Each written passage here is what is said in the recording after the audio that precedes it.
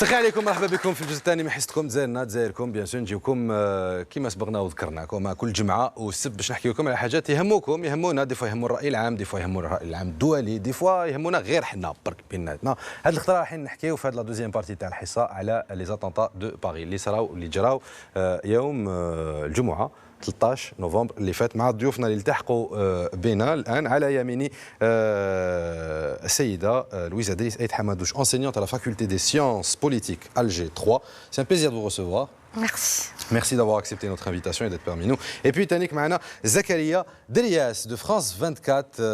Alors Asna Donsint exactement rédacteur en chef magazine. Adjoint chargé des magazines. Chargé des magazines. À France 24. في France 24. باللغة العربية. باللغة العربية. فرنسا 24. فرنسا 24. شكرا لك، مرحبا بك، شكرا اللي لبيت الدعوة تاعنا وراك حاضر معنا. Juste avant d'entamer le sujet, نشوفوا un petit reportage ou plutôt un VTR على les attentats de Paris كيفاش واش صرا وين لحقوا لحد الآن. نتفضلوا.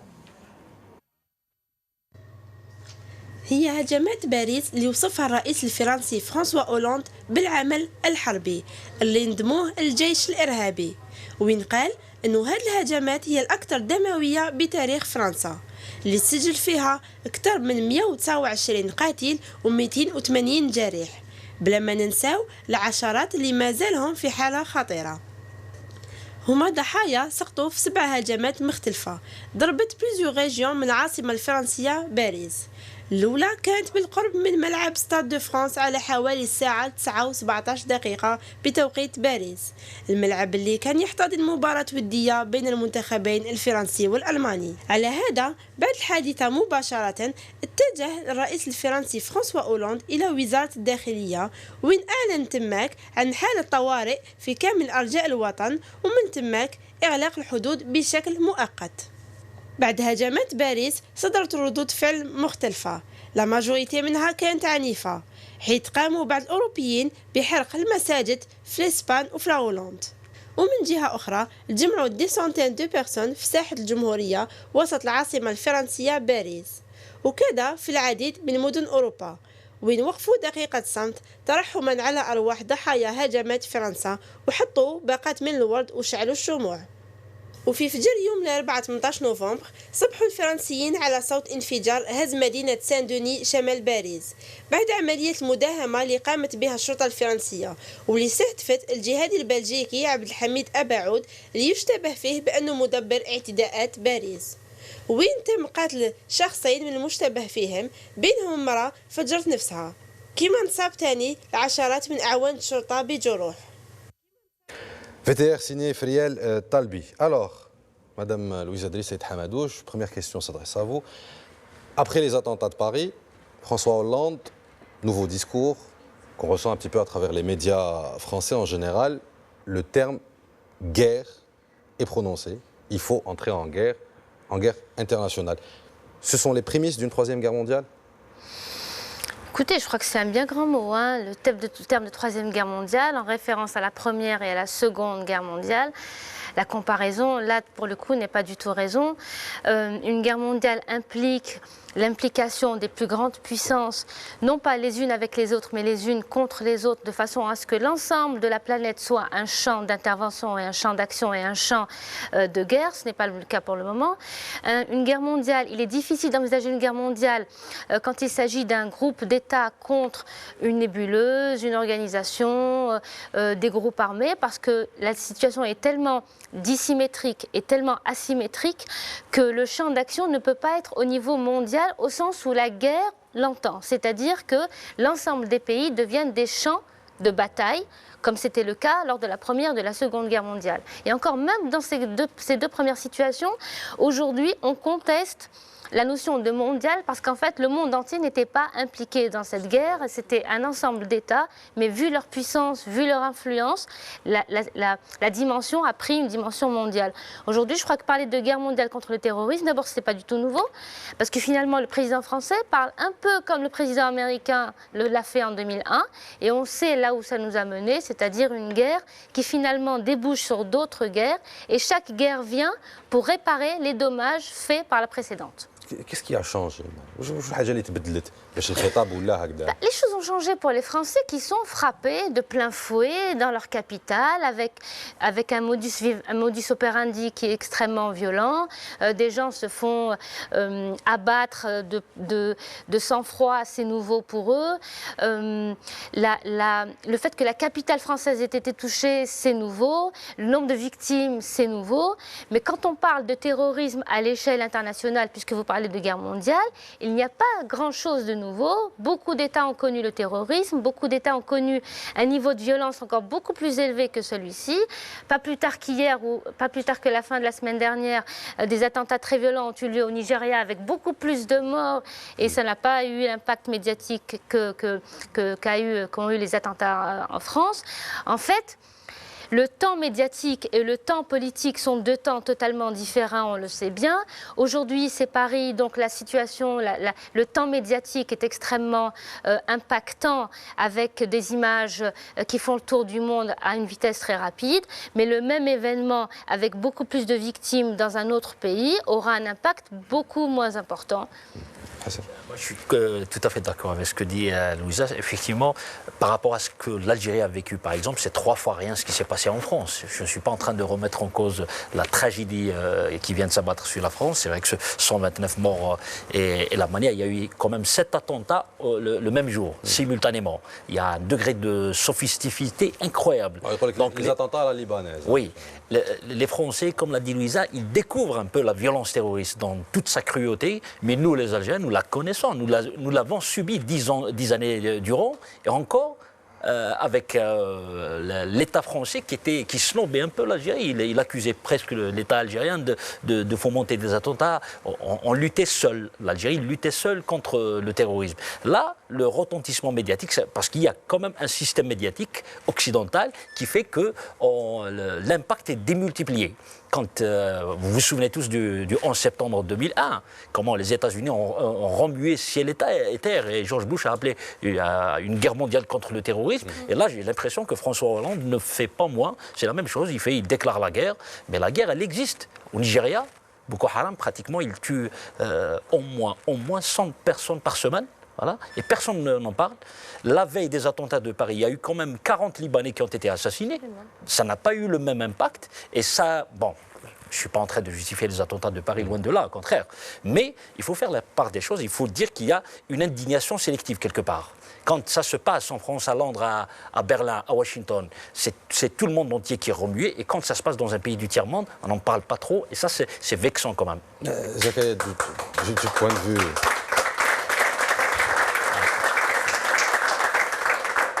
Du point de vue purement médiatique, من باب الإعلامي صح il y a une parité هكذا شغل on traite pas les événements de la même manière. Je suis pas d'accord. أختلف تماما. أختلف تماما واش قالوا. المرحلة اللي عاشتها الجزائر هي مش نفس المرحلة اللي عايشها الآن. La différence c'est quoi? Maintenant on parle d'instantanéité الآنية. الإيفينمون يصرى في المرادية 2 minutes après راهو على شبكات التواصل الاجتماعي. أنا نعطيك إكزامبل لو متظاهرات بن طلحة أو اعتداء العميروش إذا كان فيه اليوتيوب والفيسبوك il y avait toutes les chaînes d'infos à l'époque il y aura le même retentissement médiatique mondial. On revient 2 ans ou 3 ans en arrière. اعتداء تيغن تورين عين ميناس il a pris une dimension mondiale parce que كان فيه وسائل الإعلام كان فيه فيسبوك كان فيه يوتيوب les premières images تاع l'attentat الاعتداء. Il y avait des victimes étrangères surtout. لا. Si. Et puis c'était une base pétrolière. Et puis c'est une base pétrolière. Et puis on n'a pas vu la même solidarité internationale. On l'a pas vu, ما شفناهاش. هذا التضامن تيغن تورين بالنسبه لتيغن تورين انا كي كنت نشاهد يعني الاعلام ونسمع اشرف كنت نسمع l'armée algérienne a été brutale l'armée algérienne l'assaut de l'armée algérienne et les généraux algériens et l'armée algérienne يعني ما شفت اي تضامن عالمي ما شفتوش ابدا. التضامن جات 3 أيام من بعد. Et puis 3 أيام مش 40 يوم. ولا جات 3 أيام من بعد لانه الصوره تغيرت من الجزائر وعرفوا كيف أن الجزائر سيطرت على الوضع في تيغن تورين كيف ils ont maîtrisé la situation à تيغن تورين. Pour revenir aux attentats de Paris, il ne faut pas voir que les gens visés c'est que des Français. On est bien d'accord. On ne fait pas de différence entre les victimes. مات في الجزائري un violoniste, مغاربة, توانسة, chinois, américains, etc. احنا بحكم الجزائر وعلاقتنا بفرنسا il y a toujours une histoire d'amour ou passionnelle amour ou pas amour passionnante et passionnelle donc الان كي تقول لي il y a une certaine différenciation médiatique traitement médiatique انا جيت ici كي وقعت الاعتداءات حضرت اعتداءات شارلي كنت في لا ريداكسيون وقعت بحكم اني جزائري وعشت في الجزائر. Je vous cache pas que pendant les 9 mois qui ont suivi Charlie, j'avais peur aussi. خفت على روحي. أنا كنت راني في لا ريداكسيون نشوف الناس عايشين معايا لي جورناليست 64 ناسيوناليتي عايشين معايا عادي أنا نقول لهم vous imaginez كان يدخل واحد دوكا بالكلاش يتيري علينا. Oui mais tu es fou, tu es malade, tu voilà. احنا عشناها. عندنا un vécu تاع la décennie. Ça se répète maintenant en France, la rédaction, comment elle s'est organisée? نعطيك un exemple. Un vendredi soir, qui m'a comparé هنا, c'est quoi? C'est un خميس العشية. خميس العشية ناس كاع خارجين رايحين نكملوا الخدمة لا سيمانه اللي فيني اكسيتيرا. الاعتداء كما شفنا في الفي à 21h15 بدات. Tout le monde on passe en mode week-end. Normalement mode week-end عندنا احنا كما نقولوا الخدمه تنقص. Il n'y a pas d'actualité, le week-end ماشي كيف كيف etc. Ben, toute la rédaction s'est mobilisée. الناس رجعوا من لي فاكونس، الناس رجعت من اللي كانت برا، اللي ما يخدمش جاي يخدم dans toutes les langues, dans tous les supports. Il ne faut pas oublier aussi qu'on a perdu quelqu'un. Un caméraman de France 24 a été tué dans le Bataclan. Matt. Et moi j'ai appris ça voilà, dans un communiqué. Matt ou d'autres journalistes, Matt ou d'autres professions, etc. La mobilisation, la différence, la mobilisation, وسادات العلوم السياسية, la réelle politique. Qui détient la puissance maintenant? Lubnan, France, voilà. Londres a été frappé, Madrid a été frappé, les États-Unis ont été frappés. Et la France attendait cet attentat. On attendait. وقتاش ما لابناش صرات le vendredi 13 où le président français قالها مازال d'autres attentats راهم جايين. Et en plus الناس اللي حكموهم في Saint-Denis ils préparaient un attentat contre Roissy, l'aéroport de Roissy. La question qui se pose maintenant c'est نشوفوا ما بعد des attentats. أنا ماذا بيا السؤال المطروح est-ce que في 2017 سنة الانتخابات الرئاسية في فرنسا on va voir Marine Le Pen présidente.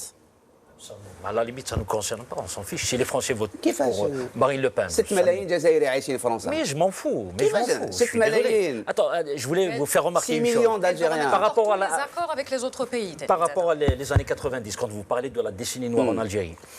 À l'époque, la France a appelé, je me souviens, sous Mitterrand, elle appelait à une conférence internationale sur l'Algérie. Elle ne reconnaissait même pas qu'il y avait du terrorisme en Algérie. Elle parlait de violence armée. Donc arrêtons. Je suis d'accord avec vous. Voilà, c'est ça. Mais les temps ont changé. Nous avons eu 200 000 morts et la France n'a pas branché. نعاودوا نرجعوا للوقت الحالي مع لا نيبولوز تاع terroriste actuel من القاعده ولينا في داعش دونك l'état islamique entre guillemets ou l'ISIS l'EI tous les rapports internationaux les documentaires ils démontrent que ces mêmes gens qu'on combat, qu'on bombarde, on est en train de les financer ou de profiter du business qui est créé autour sur le pétrole, tout ce qui s'ensuit. Est-ce que réellement il y a une volonté de lutter contre le terrorisme ou là, mais juste cinéma. Non, c'est pas du cinéma. C'est une question complexe.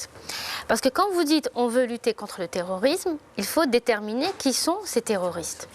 Et vous savez, il n'y a pas plus polémique comme concept que la notion de terrorisme. Parce que nous sommes toujours le terroriste de quelqu'un.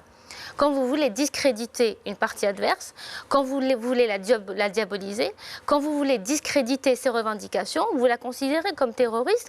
Et l'histoire regorge d'exemples de ce type. Le terroriste, c'est celui que vous voulez combattre et c'est la légitimité avec laquelle vous allez le combattre. Premier élément. À partir de ça, déterminer qui sont les terroristes devient extrêmement compliqué.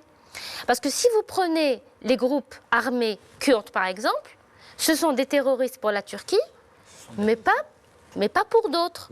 Si vous prenez l'opposition dite séculière, dite laïque, dite moderniste, l'armée de libération de la Syrie par exemple, elle est considérée comme terroriste par le régime de Assad et considérée comme des combattants de la liberté par d'autres. Donc d'abord, première observation qui est capitale, le titre de terroriste, c'est une étiquette que vous pouvez coller sur absolument n'importe qui. À votre ennemi, voilà. À votre ennemi, absolument. Et dans ce cas-là, en parlant d'Al-Qaïda puis du pseudo, enfin de Daesh, on est en plein dans cet amalgame. On est complètement dans cet amalgame. Vous voyez bien aujourd'hui que la France, la Grande-Bretagne, les États-Unis et la Russie bombardent en Syrie. Parfois, ils sont alliés objectifs, c'est-à-dire qu'ils bombardent les mêmes, mais parfois ils bombardent des partis qui sont adverses sur le terrain. Donc aujourd'hui, dire qu'ils vont aller en guerre contre la Syrie, contre les terroristes, ou est-ce qu'ils font du cinéma, non, ils ne font pas de cinéma, mais en même temps, ils ne sont pas tous alliés contre les mêmes ennemis, contre les mêmes terroristes. La deuxième observation. La dernière observation par rapport au... Là aussi, vous pouvez considérer que c'est du cinéma, mais la façon dont le traitement médiatique est complètement différencié. Je crois qu'il est complètement différencié. Ce n'est pas uniquement la proximité géographique qui le fait. Effectivement, la proximité a beaucoup d'impact. Je crois que le deuxième élément qui explique pourquoi le traitement médiatique est différencié, c'est la perception que les sociétés ont de la violence. Quand une société baigne dans la violence, quand les canaux visant à réguler la violence, à empêcher la violence n'existent pas. C'est-à-dire les institutions politiques publiques, démocratiques, les partis politiques, la société civile, l'état de droit, pour parler d'une façon générique. Quand une société baigne dans la violence, quand la moindre revendication passe par un moyen plus ou moins violent, eh bien qu'un attentat fasse 50 morts ou 100 morts, ça passe inaperçu. En Irak, depuis 2003, entre 2003 et 2013, il y a en moyenne 500 morts par jour. Et ce ne sont pas les bombardements américains qui font 500 morts par jour, pour la plupart. Ce sont des attentats entre Irakiens. C'est une guerre irako-irakienne. En Libye aussi. Au Nigeria, en Libye, en Algérie dans les années 90, ne nous l'aurons pas. Absolument. Donc quand une société baigne dans la violence, sa perception d'un acte terroriste n'est pas le même que dans une société où la violence est un crime, qu'elle est punie, qu'il n'y a ni impunité, ni amnistie, ni grâce, ni quoi que ce soit. Donc là, effectivement, le choc né d'un attentat qui fait 100 morts, il est immense, alors que dans une autre contrée, on peut avoir 500 morts et puis on est quasiment indifférent. Alors justement, la perception indienne, les médias, comment ils font la chose, on va y revenir juste dans un tout petit moment. On va faire une petite pause, parler moins sérieusement, parler de sport un petit peu, sur le chouïa هكذا, parce que هكذا داعش كذا منا la tristesse, ça fait un peu trop. معنا أمين عبد اللاوي اللي يجي يحكي لنا دائما على رياضة en général, mais رياضة كما يشوفها هو في التسعين مع أمين.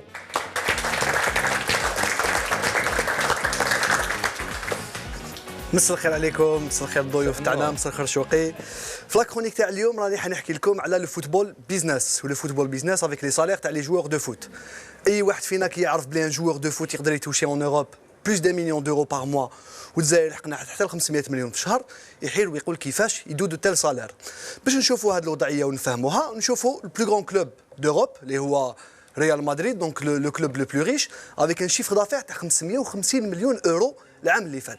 المداخل تاعو من تجي نشوفوها اونسومبل اون ايماج. دونك برومييرمون عندنا لي ريفوني دو ستاد، دونك لي سوبورتر لي سوسيوس افيك 50 مليون دورو نت انويل. En deuxième position, on a les revenus du sponsoring. Il faut savoir que les Real ont uniquement 2 sponsors, qui ont 70 millions d'euros chaque année. En troisième position, il y a les revenus TV, donc les droits de retransmission de matchs. Ils ont 170 millions d'euros. En dernière position, on a la vente des maillots des joueurs, 200 millions d'euros par an. Vous savez ça? Non, je ne savais pas, franchement. C'est vrai que ça coûte cher, 110 euros, je crois, le maillot. Le maillot, il est à 93 euros. Cristiano Ronaldo a vendu des milliers de maillots. Justement, on y arrive. L'année passée, le Real Madrid, ils ont battu encore un record, 2 500 000 maillots. Faites les 2 500 000 maillots, nous à peu près باسم Cristiano Ronaldo. Qui n'a pas Cristiano Ronaldo a le plus gros salaire du monde en tant que footballeur, 14 millions d'euros net. Pas 14. Il a 18 et Messi 20.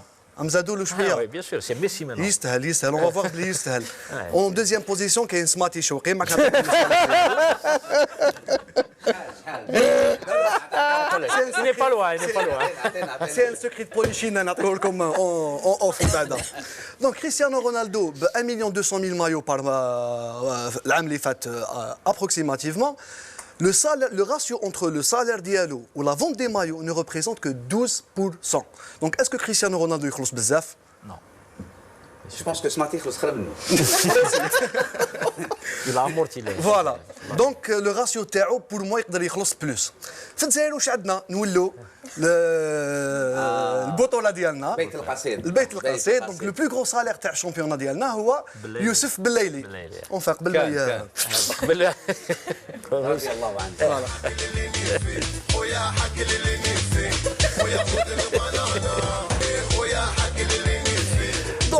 تغير انا مانيش غيور نقول لك علاش باسكو لو بروبليم ماشي يوسف بليلي اللي دار لو سالير شكون اللي مدهم له كيفاش نقدروا سي با ميو جو مونفونس مليحه دونك كيفاش نقدروا نمدوا ان سي غرو سالير مانيش هنا انا نو جو ريفوز كيفاش نقدروا نمدوا ان سي غرو سالير لان جوار اللي ماركا 6 بيوت العام اللي فات هذا واش دار فوالا 100 millions le but. فوالا الو في وقت وين فيغولي اللي يلعب 80 في الوقت وين فيغولي كيما بالك على بالك شوقي اللي يلعب في 3 ميور كلوب ديسباني هو فالونس يتوشي ابل لو دوبل تاع صالير ديالو ولا ميم سليماني بوتور تاع سبورتينغ لشبون عنده بوتور ثاني تاع فوالا عنده لو ميم صالير كو يوسف بليلي في الجزائر نزيد لكم ان ديرنيير اكزومبل يخلص عليه ليزامبو. نعم يخلص عليه الضرائب. يديهم شكاره نزيد نعطي لكم ان ديرنيير اكزومبل نكملوا عليه نبيل فقير الهضره كثرت بزاف على نبيل فقير اللي كي دوفني ان انترناسيونال فرونسي لو سالير ديالو في ليون قل بالليلي 40000 يورو بار موا كيفاش نقدروا نمدوا اونكور اون فوا دو تيل سالير لي جوار ا مون سونس ما عندهم اوكين رونتابيليتي ايكونوميك ما كان ني فون دو مايو ني اكسبلواتاسيون ديماج دو مارك كيفاش نقدروا نديرهم التل صالير الجواب وراه الجواب عند لي ديريجون تاع الفوتبول ديالنا في لي كلوب ما حبوش يديروا الفرق اللي كاين بين ان كلوب سبورتيف اماتور اللي يعيش بلي سوبفونسيون تاع ليطا وين انستيتيوشن سبورتيف بروفيسيونيل اللي لازم هي تكون كرياتريس دو ريشيس ولازم هي دير المداخل تاعها كيما ولات لافاف كي ديفنو توتالمون اوتونوم فوالا والحل وين راهو؟ الحل راهو في لورغانيزاسيون على بالك راكم حتقولوا لي بلي جي بري دي زيكزومبل بعد علينا بزاف اللي هما ريال مدريد لي زيكزومبل دو ريوسيت اون افريك كاينين كاين باغ اكزومبل كاين لو غران صح لو غران الاهلي المصري وكاين ثاني جيراننا برك توانسه الترجي التونسي جوستومون عليهم رانا حنحكيو نشوفوا اونسومبل لورغانيزاسيون تاع ليسبيرونس دو تونس كيما لي كلوب تاعنا عندهم ان بريزيدون دو كلوب مي واش عندهم ثاني بريزيدون دو سيكسيون فوتبول département de la formation, ça c'est important, et de l'infrastructure, un département pour le marketing et le sponsoring, donc le management sportif, département médical, on a les soigneurs, département médical تاعنا, donc وكاين ثاني un département de la relation publique et médias. انا pour moi هذيك ça serait pas un luxe, je sais pas ce que تشاطروني في الراي ديالي لي جوار تاعنا والله غير يتعلموا شويه يحبسونا تاع كيما يقول خويا وان شاء الله نديروا ريزولطا مليحه وربي ما خيبناش فوالا يعرفوا واش يهضروا يتعلموا لا فوت ماهيش عندهم لا فوت باسكو لي كلوب تاعنا ما عندهمش لي مويان باش يقدروا يسكسبريم كوم يل دوف لو فير باردون دونك حنا واش نتمناو واش يسموه الفريق ترجي في تونس نورمالمون عندك ترجي دوله لا مكشخه المكشخه لابيلاسيون مي هما ليكسبريسيون ترجي دوله juste entre guillemets le budget تاع الترجي التونسي c'est 60 millions d'euros par an كيما يوسف بالليلي نتمنى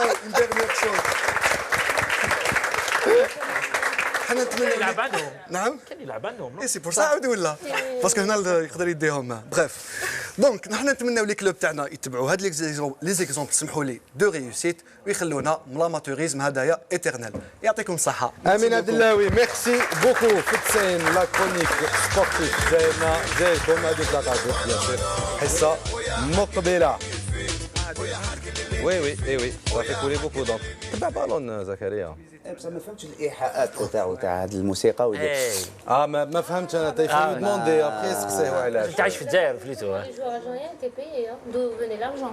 Non plus, c'était pas le sujet de la chronique.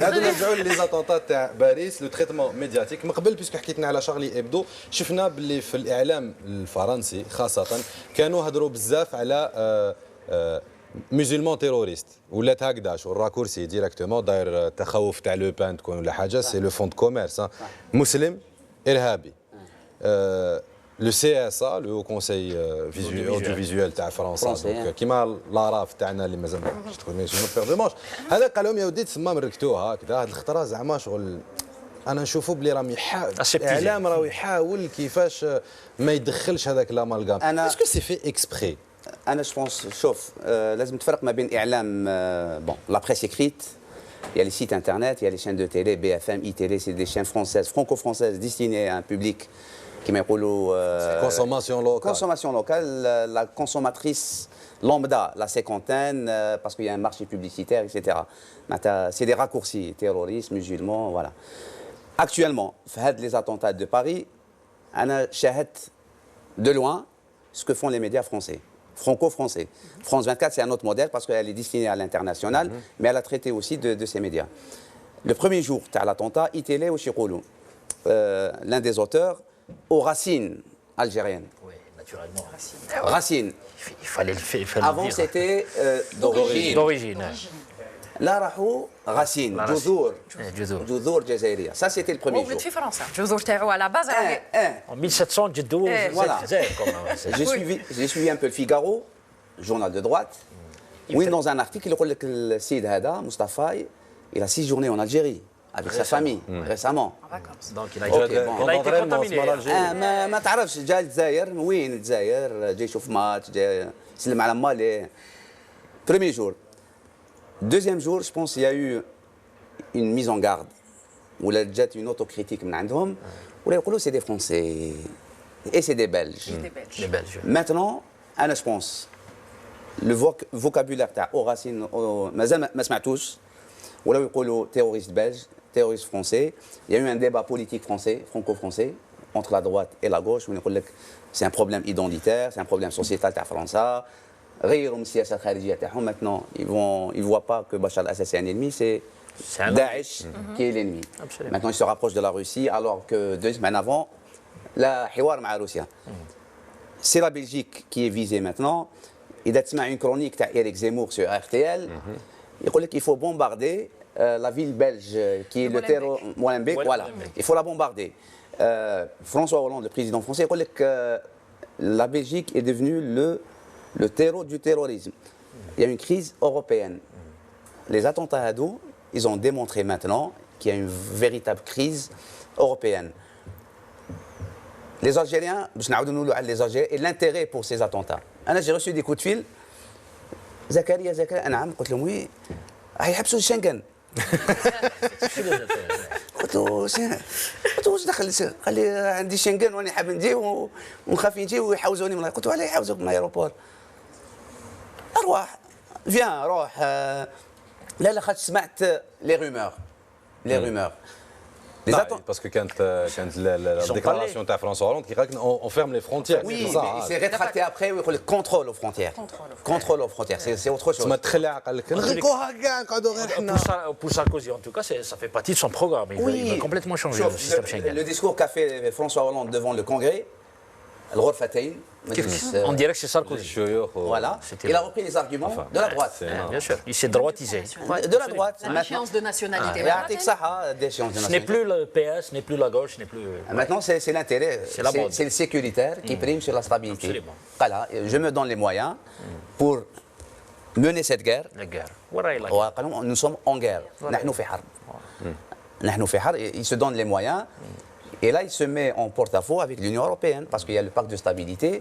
L'Union européenne, qui m'a les impôts, chaque fin d'année. Il y a des directives européennes. Dépassé le budget. Déjà, ils sont en déficit. Le pacte de sécurité prime sur le pacte de stabilité. Absolument. السؤال اللي يطرح نفسه وحده من هذه الحاله هذه هو اسكو الرابح الكبير من هذه الحكايه قاعدتك هو بشار الاسد اسكو بشار الاسد est le grand gagnant des attentats de Paris. À court terme, oui. À court terme au moins. Parce qu'aujourd'hui, le consensus, compte tenu du drame, compte tenu du choc, compte tenu des images, compte tenu de la priorité, de l'urgence, c'est effectivement lutter contre le pseudo-État islamique. Mais c'est une gestion dans l'urgence. On est dans une démarche court-termiste.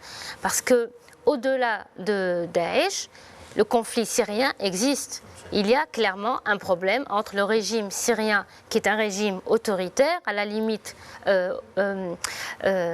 totalitaire, à la limite du régime totalitaire, et une opposition, enfin des oppositions, parce qu'elles sont éclatées, mais en tout cas des revendications démocratiques, elles existent elles aussi.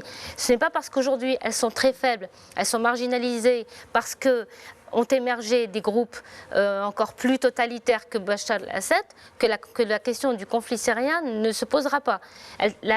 L'avenir de Bachar al-Assad va se poser aujourd'hui ou demain, mais en tout cas la question va se poser indubitablement. C'est pour ça que John Kerry est venu à Paris récemment pour dire que dans quelques semaines il y aura une solution politique négociée. D'après ce qu'ils ont négocié à Vienne, je pense qu'il y a une solution négociée. 18 mois.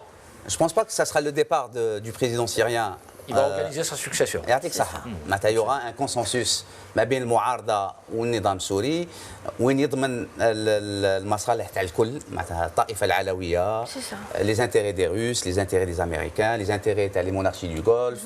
Voilà. Il y aura un règlement. Le départ de Bachar al-Assad, est-ce qu'il va régler la question? Est-ce que qui aura Bachar al-Assad, il n'y aura plus de Daesh ni de terrorisme dans la région? Mais il ne va pas partir dans les Je sais qu'il y aura une transition doucement dans quelques années. Je pense que ça ne règle rien. Il y a une situation de fait accompli qui a été provoquée par l'entrée en liste de la Russie. Elle a complètement changé la donne sur place. Elle est engagée sur le terrain. Et les États-Unis qui tablaient sur ce qu'on appelle l'opposition armée avec la France et tout ça, finalement, il s'avère que c'est une opposition fantoche, on va dire. C'est vrai qu'il y a une aspiration démocratique en Syrie. Elle est minime peut-être, mais elle est là, elle existe. Mais finalement, on s'est rendu compte qu'on a transformé la Syrie en c'est un bourbier, absolument, un bourbier. Finalement, finalement, Bachar al-Assad, curieusement, il est devenu un mal utile, presque. Là, les États-Unis sont en train de négocier avec les Russes éventuellement un plan qui prévoit 18 mois de transition avec Bachar al-Assad. Après, on va organiser son départ en sauvegardant les intérêts de sa famille et tout. Donc finalement, on a 200 000 morts au moins. 200 000 morts au moins pour en arriver à la conclusion que oui, Bachar al-Assad peut être une partie de la solution. Et c'est pas fini. Et c'est pas fini encore. C'est vrai. Donc ils ont joué, ils ont perdu. Les Américains, les Français, les Anglais, les Italiens, tout le monde a eu tort. Et finalement, Maintenant, la priorité a changé. Vis-à-vis des puissances occidentales, la priorité, l'awlawiyat, Dawla l'islamie. Non, mais Dawla l'islamie qui l'a créé. Il faut qu'on en discute. Quand Poutine accuse les pays occidentaux d'acheter le pétrole à Daesh à $10, il a dit parmi les pays qui composent le G20, il y a des pays ici parmi vous qui achètent à Daesh le pétrole à $10. D'accord? Je ne suis pas en train d'anoblir Vladimir Poutine, qui n'est pas un modèle de démocratie. Je ne suis pas fan de... Et dont le pays inonde le marché pétrolier. Absolument. Voilà, c'est pas notre ami. Avant d'attaquer d'ailleurs Daesh, il a bien fait d'abord de recevoir Netanyahou. Ensuite, il organise une haute commission militaire de défense militaire entre la Russie et Israël, histoire de dire à Israël, pas de souci, on vous touche pas, on est là pour votre sécurité. Donc, il y a beaucoup d'Arabes qui sont tombés dans le panneau en pensant que Vladimir Poutine, c'est le libérateur de la Syrie, des Arabes. C'est faux. Dans les relations internationales, c'est une question d'intérêt. L'intérêt prime toujours. Comme nous avons parlé des attentats, les répercussions internationales, je suis à Hagda, la troisième partie, mais Doka, il faut un petit cours de cuisine, il a tout petit cours de cuisine. Ah ben, Zakaria Blintaïa, très bien, mais normal, je vais vous donner quelques conseils. J'ai faim. Vous êtes d'accord? Bon, là, sinon, ما تدخلش اللي تعلمنا طيب. والله ما يحشمك لا خاطر. نستناو فيها تجي depuis tout à l'heure. Voilà, oh là là, مرحبا. هذا هنا. مساء الخير عليكم. اي صفقه شنو كيما شوخي سمحوا لي يعني بيبليك منين جبتوها ماشي من الجنازه ولا واش بيكم سي عبدو سي عبدو ياو صافا لاباس راكي مليحه صافي بليزير وعلي شنت خويا على بالي عندك لي بروبليم للدار حتى لهنا الله يكون معاكم مكلتهم ماشي متي مرحبا بك كنزه بوسناق والله على جالك. ما شفتك كاين شويه كومام بعد القلب واش دايره صافا لاباس راكم يعني نسمع غير لي سوجي انتيريسون لي سوجي اللي يضحكوا كيما التيروريزم كي صافي بليزير دونك انا جيت بور دوني دي كونساي دو بوتي مادام ماشي كوزينه كوزينه لا بوتي انا على بالك نخدم كلشي نخدم مرا كي تجيني ماشي شابه نخدم لو ماكياج ليستيتيك لا فيرونغي لا طولغي نخدم كلش انا خدمت طوليه واحد الوقت بس كاين واحد النساء لازم لهم طوليه ماشي الوغ اليوم نحكي وسيريو من قبل حكيتو خويا شوقي سما الشوك الرجال اللي يضربوا نساهم سي تري غراف 2015 كاين عباد يضربوا نساهم سا سفي با enfin entre nous كاين اللي يستاهلوا عندي واحد جارتي واسمها ضاويه نورمال يسموها مظلامه ماشي ضاويه هذيك جامي والو ني غازاج راجلها شاك فوا يدخل الدار ايما يتمنقلات نصيحهم لا يعيطوا لها يتمنقلات نو مي سيريو لازم نتلها شويه بروحها ادري واحد الجاره راجلها يموت على البوزلوف شاك فوا تشوط بوزلوف تخرج هكذاك بالريحه انا نعيط لها بوزلوفه سي ترو وكاين نساء بيان سور اللي ما يعرفوش يطيبوا كيما على بالك كنزه يعني سيريو النساء هذو يعني كاين اللي عندهم البنه في يديهم كاين عندهم غريزيل في يدهم ماشي عندهم البنه دونك شي ديزولي كاين اللي يستاهلوا الضرب مي ماشي الضرب هذاك المبرح هذاك ضرب فاميليال هذاك الضرب زعما شغل سيمباتيك فوالا ضرب سيمباتيك ماشي هذاك الضرب تاع بوت سبنسر الله يرحمه شنو بوت سبنسر والله العظيم لو كان ماشي هذيك المسمومه تاع يماه راني مدام سبنسر لا غالي ما كتبتش مكتوب ماشي مكتوب فوالا هذا ماشي مكتوب برك هذا ما اي كان بي الضرب لا يكون جونتيمون هكذا وتكون المفاهمه وكاع دونك كيفاش ضرب جونتيمون بصح ما فهمتش قولي لي هكذا شو ضرب جونتيمون باش نقول لك النساء اللي ضربوهم رجالهم ما تسكتوش الخلع خلعيهم ومادام نكونسيي كاع النساء الجزائريات شريو كاع لي فيلم تاع بروسلي الله يرحمه ويوسع عليه لي فيلم تاع بروسلي هاو ماي جيري هاو ماي ديدي هاو ماي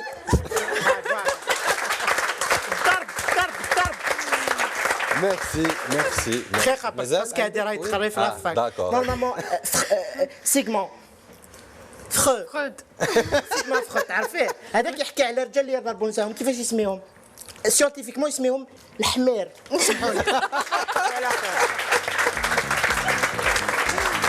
معنا راح نعاودوا نرجعوا لكم بعد هذا الفاصل نكملوا نحكيوا على لي زاتونتا دو باريس التحق بين موشا وثاني كولات سبيطار بعد الفاصل.